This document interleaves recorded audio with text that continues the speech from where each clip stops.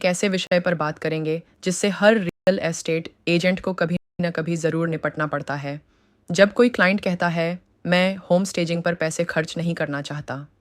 शुरुआत में यह एक सिंपल बजट की बात लग सकती है, लेकिन ज़्यादातर मामलों में इसके पीछे कुछ और होता है, जैसे डर, जानकारी की कमी या स्टेजिंग के फ़ायदे को न समझ पाना। एक अच्छे एजेंट के रूप में हमारा काम है उन्हें समझाना, दबाव डालना नहीं।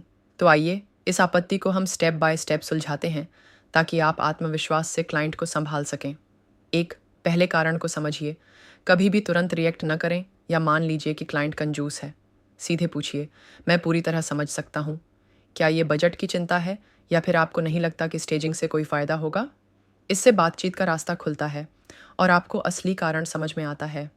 2, राय नहीं, डेटा से समझाइए। अधिकतर लोगों को पता ही नहीं होता कि होम स्टेजिंग कितना असर डाल सकती है।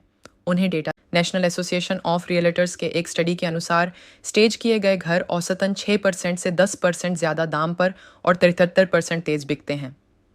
तथ्यों से बात करने से भरोसा बनता है। 3, सरल तुलना कीजिए। एक आसान तुलना क्लाइंट को समझाने में मदद करती है। बिना स्टेजिंग के घर बेचना वैसा ही है जैसे गाड़ी बिना धोए बेचना। ग्राहक अंदर की असली कीमत को देख ही नहीं पाते। या फिर स्टेजिंग सजावट नहीं है, यह एक मार्केटिंग टूल है। जैसे प्रोफेशनल फ़ोटो ज़रूरी होते हैं, वैसे ही स्टेजिंग भी ज़रूरी है ताकि घर पहली नज़र में ही पसंद आ जाए। श्योर, बजट के अनुसार विकल्प दें। अगर फुल स्टेजिंग महंगी लग रही है तो छोटे विकल्प बताइए। सिर्फ लिविंग रूम, डाइनिंग और मास्टर बेडरूम की staging, virtual staging, DIY staging. मतलब आप क्लाइंट को गाइड करें। घर के मौजूदा फर्नीचर को रीअरेंज कराना कहिए। ज़रूरी नहीं कि हम पूरा घर स्टेज करें, छोटे बदलाव भी बड़ा फ़र्क डाल सकते हैं।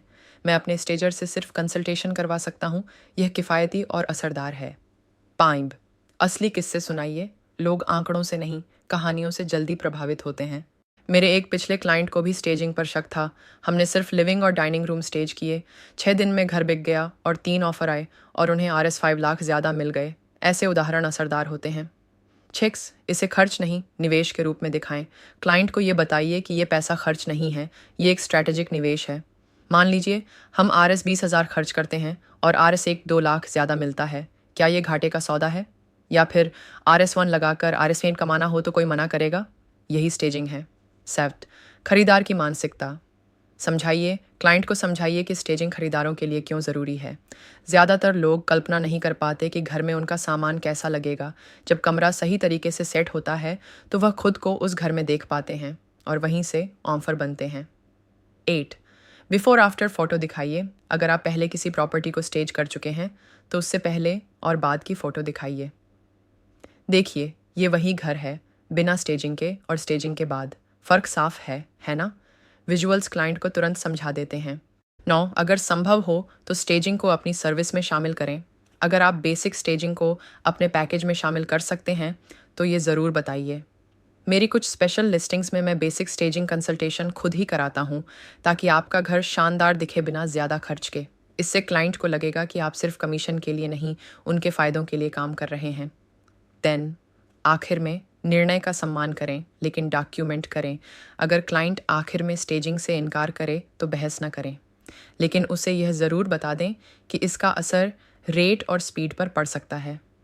कोई बात नहीं, मैं अपने स्तर पर पूरी कोशिश करूँगा। बस इतना कहना चाहता हूँ कि स्टेजिंग न कराने से शायद ऑफ़र्स की क्वालिटी या प्राइस पर असर हो सकता है, लेकिन मैं पूरा प्रयास करूँगा कि आपको अच्छा रिजल्ट मिले। इस बातचीत को लिखित में रखें ताकि बाद में कोई गलतफहमी ना हो। जब क्लाइंट कहे मैं स्टेजिंग नहीं कराऊंगा तो उसे दबाव में लाने की ज़रूरत नहीं, उसे समझाने की ज़रूरत है।